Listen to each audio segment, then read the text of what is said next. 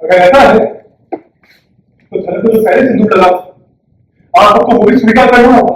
बोलो, एक मिनट, सिंदूर की इतनी अहमियत है ना, तो झलक की जो पहले शादी हुई है वो भी जारी है। अगर आपने झलक को फोन किया ना तो मैं ठीक कह रहा हूं, ये लोग ऐसे जबरदस्ती नहीं कर सकते, इन्हें तेरी बात सुननी होगी। हाँ, सुनती गलत है। अरे आप तो पुराने जमाने में नहीं जी रहे, अरे तुम बीच में मत पड़ो। मुझे बीच में पड़ना होगा। अगर सिंदूर इतना इंपॉर्टेंट है ना कि इसके लगने से शादी सच्ची मानी जाएगी, तो झलक को सिंदूर ऑलरेडी रह चुका है मंदिर में, भगवान के सामने। और अगर इस बात को मैं सच मानूं तो झलक की शादी ऑलरेडी हो चुकी है। हाँ, मुझे कहने के लिए मजबूर किया जा रहा है। अगर आप अपने झलक को भी नहीं छोड़ना तो जो सिंदूर मैंने लगाया था उसे मैं सच मान लूंगा। झलक की शादी ऑलरेडी हो चुकी है और उस शादी को आपको रेस्पेक्ट करना होगा। और अगर आप तो नहीं चाहते तो प्लीज इस नॉनसेंस को अभी के अभी बंद कीजिए। अर्शी, तुम अपनी भलाई चाहते हो ना, तो बंद करो वही सब, अभी के अभी बंद करो।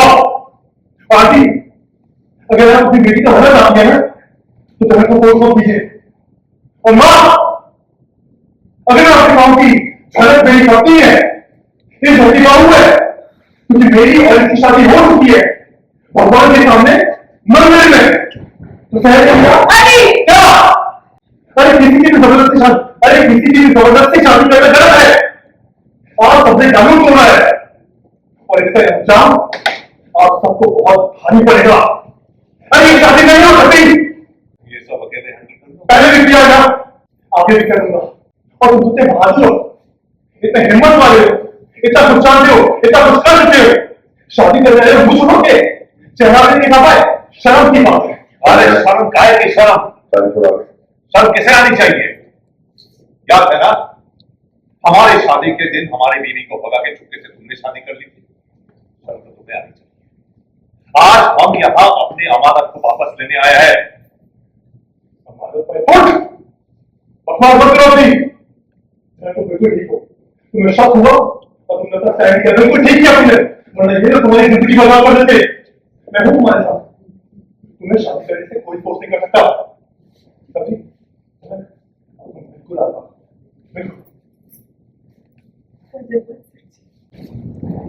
आपने मेरी मदद की, उससे बहुत ज्यादा शादी किए बिना भी मैं अपनी जिंदगी गुजार सकती हूँ।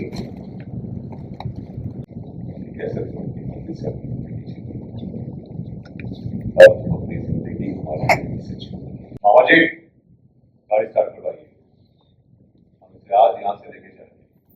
पहला ड्रामा ये है कि ये तेजस है, अविनाश जी नहीं है। सेकंड ड्रामा ये है कि 10-15 मिनट पहले बिपाशा और तनुजा को सृष्टि ने बताया कि ये तेजस है। और तीसरा ड्रामा ये होता है कि तीसरी बार हम सबकी आंखों के सामने अनी और झनक, ये इन दोनों की शादी होती है, पर हमें पता नहीं, हम इग्नोर कर रहे हैं क्योंकि माला ऐसे ही फेंक दिया। झनक जो कि तेजस है उसके गले में ना जाकर अनी के गले में जाता है और फिर आग तो जल ही रहा है। और हिंदू प्रथा के अनुसार ये तो शादी माना ही जाता है। तो तीसरी बार डायरेक्टली इनडायरेक्टली हमारी आंखों के सामने सब कुछ हो रहा है, पर हमने फिर भी उसको इग्नोर किया। लास्टली जो होता है एक ड्रामा और कि झनक ने मना कर दिया कि दूल्हे का चेहरा मुझे दिखाइए, नहीं तो मैं शादी नहीं करूंगी, क्योंकि उसको शक हो गया था कि शायद ये अविनाश जी नहीं है। फिर उसको पता चल गया कि ये तेजस है और पूरी फैमिली को नहीं पता था। मुझे और तनुजा को बताया गया था, सृष्टि आंटी ने बता दिया था, पूरी फैमिली शॉक्ड है। ये एक ड्रामा है।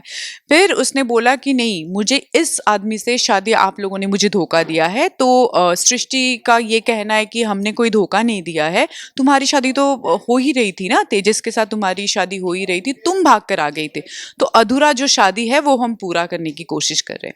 तो उसमें अनी आकर ये कहता है कि नहीं नहीं, अगर ये शादी को आप मान रहे हो तो उसकी शादी तो मुझसे मंदिर में एकदम प्रथा के अनुसार होगी। ये तो झनक तो ऑलरेडी शादीशुदा है, ये एक शौक है। और तेजस ने धमकी भी दिया है सबको कि कि बंगाली बाबू हम देख लेंगे, क्योंकि अनी को धमकी दिया है full family comes together in support of अनी। हम झनक को सपोर्ट नहीं कर रहे, लेकिन अनी घर का बेटा है, उसको हम अकेले नहीं छोड़ सकते। तो सबने सपोर्ट किया कि तेजस तुम धमका नहीं सकते। तो तेजस भी धमकी के साथ गया है कि कभी ना कभी तो आना होगा ससुराल में, मतलब कश्मीर में, हम भी देख लेंगे।